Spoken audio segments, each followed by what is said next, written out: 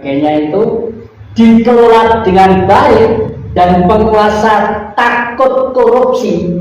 Ini setiap penduduk itu per bulan bisa menerima kurang lebih 6 juta rupiah per penduduk per manusia. Karena Indonesia itu terkaya di dunia. Oleh karena itu nanti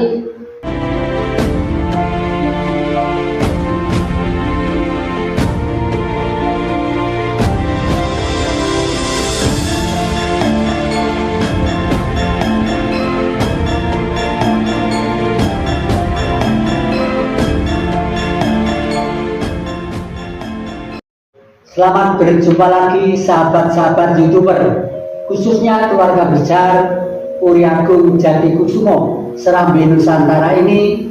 Hari ini adalah hari yang istimewa karena saudara-saudara kami dari luar pulau dan luar kota pada ngumpul di Puri Agung Jatikusumo ini.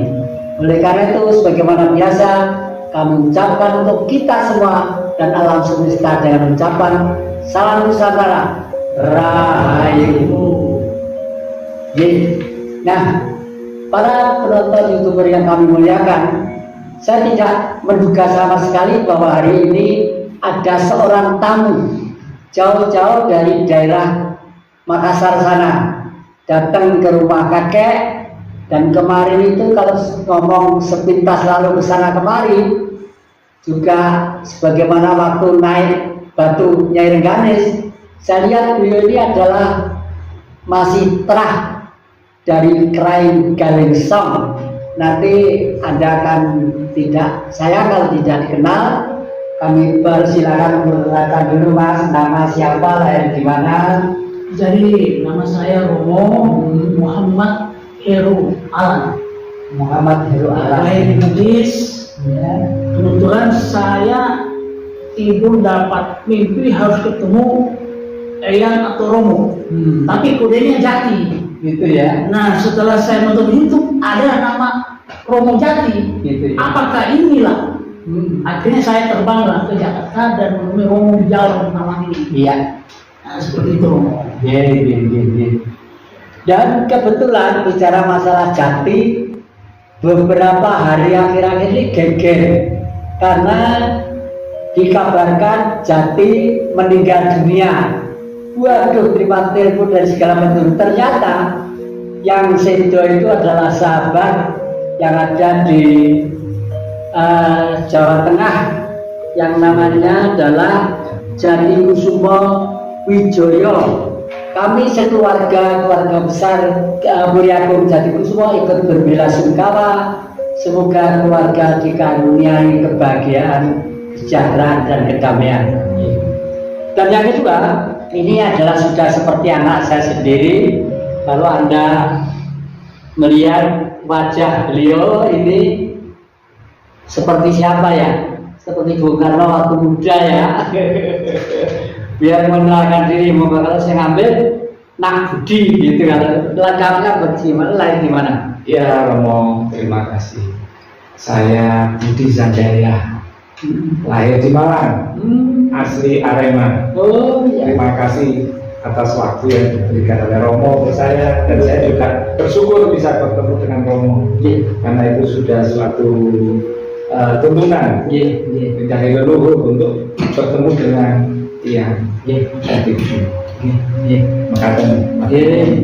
Lalu selanjutnya ada priayi yang kemana-mana itu selalu membawa mobil yang pegang ini. Kok sudah hafal bener, yang berbusana ininya kayak orang Jogja tapi halus luwes gitu loh.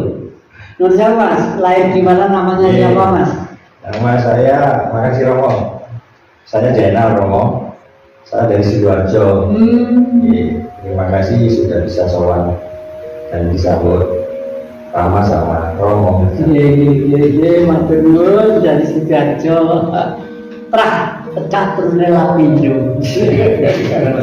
Ini yang sebelah kanan ini juga priayi seperti ikan Jawa, tapi kelihatannya kok bukan. Namanya siapa, lahir di mana, lalu ikannya kok aneh.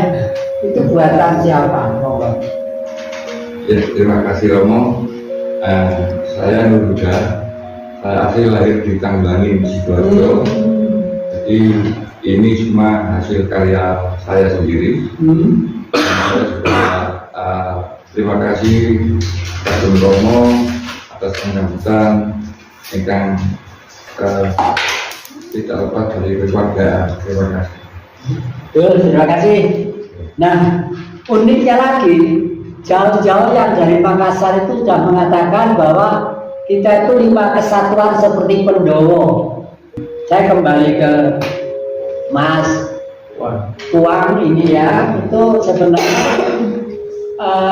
ada misi-misi apa dan hati-hati apa, hati kecil atau besar yang ingin disampaikan ke Romo ini. Ya, jadi begini Romo, saya setelah dapat mimpi dan nama Romo cuma Jati, Romo Jati. Tapi setelah saya nonton itu muncullah Romo, apa jangan-jangan ini orangnya. Nah, saya nonton itu dan harus berangkat terbang ke Jawa. Makanya Pulang Muhammad ini terbang ke Jawa ini, alhamdulillah ketemu Romo. Dan kemarin wejangan itu dan saya dicoba, kalau Bugis itu saya dicoba sama Romo. Ilmu Jawa memang, aku memang. Sampai saya bisa tahu lempar kemarin itu ya. Itulah, inilah saya sudah ketemu alhamdulillah Romo Jati Kusumo. Jadi sudah saya ketemu, terima kasih Romo, nasihat-nasihatnya. Gitu. Iya, terima kasih. Nah, kembali ke anak saya ini. Beberapa hari ini kelihatannya kok ada sesuatu yang ingin ditanyakan ke Romo. Sebenarnya bertanya bab apa? Niko mengenai ajaran Mahayanisme di zaman sekarang ini, apakah ajaran Mahayanisme itu masih relevan? Begitu loh. Terima kasih. Sebagai penerus Bung Karno yang berfatwa kepada saya pribadi tahun 62, beliau mengatakan Jati besok yang meneruskan Bapak. Jadi meneruskan dalam arti satu, harus mengamati, mencermati tentang negeri yang namanya Indonesia ini. Sampai di mana Indonesia itu sudah seperti cita-cita leluhur atau cita-cita kemerdekaan atau tidak. Yang kedua, harus menjaga bagaimanapun keluarganya, karena bagaimanapun Bung Karno pasti cinta kasih terhadap Mas Guntur, terhadap Mbak Mega, kalau Mbak Rama sudah almarhum, terhadap Mbak Sukma, terhadap Mas Guru gitu ya. Itu sudah saya lakukan untuk menjaga itu. Tugas Eyang untuk melanjutkan apa yang dicita-citakan Bung Karno itu tidak membenci terhadap apapun dan siapapun. Apapun dan siapapun. Apapun itu bisa berbentuk benda, bisa berbentuk binatang, bisa berbentuk tosan-tosan haji atau pusaka-pusaka itu.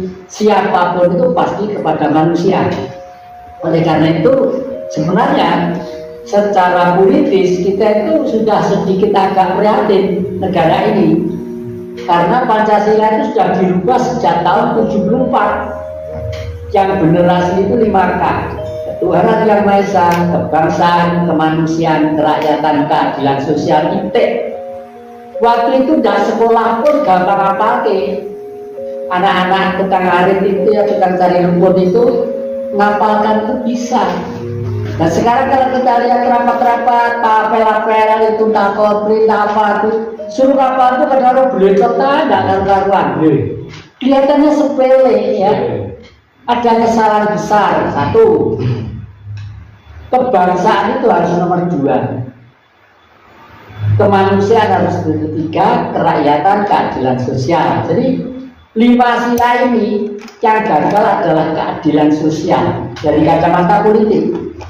Karena yang ini sekolah di politik, sekolah di ekonomi, sekolah di spiritual dan sebagainya ya. Kenapa keadilan sosial gagal? Karena kita sila pertama sudah tidak paham ya. Oleh karena itu saya menulis buku yang pertama itu adalah Manusia Pancasila. Saya tulis bukuku pada waktu sekitar tahun 1995. Karena pada waktu itu kekuasaan Orde Baru yang disisihkan dan didiskreditkan itu adalah Bung Karno. Padahal Bung Karno itu adalah manusia yang mendirikan bersama-sama dengan para pejuang negeri ini, ya, negeri ini. Tapi terus di situ Bung Karno itu dikucilkan, disisihkan, bahkan diusir dari istana. Saya membuat buku itu supaya buku kecil Manusia Pancasila ada tulisan Bung Karno, hanya itu. Jadi waktu itu Orde Baru nggak berani mengambil tindakan karena buku itu memang sedikit tidak nyimpang dari sejarah. Nah, itu intinya. Lalu setelah saat ini saya akhirnya merenung terus sebagai petugas putra Bung Karno yang disuruh melanjutkan cita-cita bapak tadi itu, ya. Akhirnya saya merenung, pemerintahan ini gagal karena ini, dan manusia sudah cenderung untuk individualis, sehingga tidak sadar negara ini sudah berbentuk liberalisme yang kapitalistis gitu, ya. Makanya sekarang itu ekonomi nggak bisa tertata dengan rapi.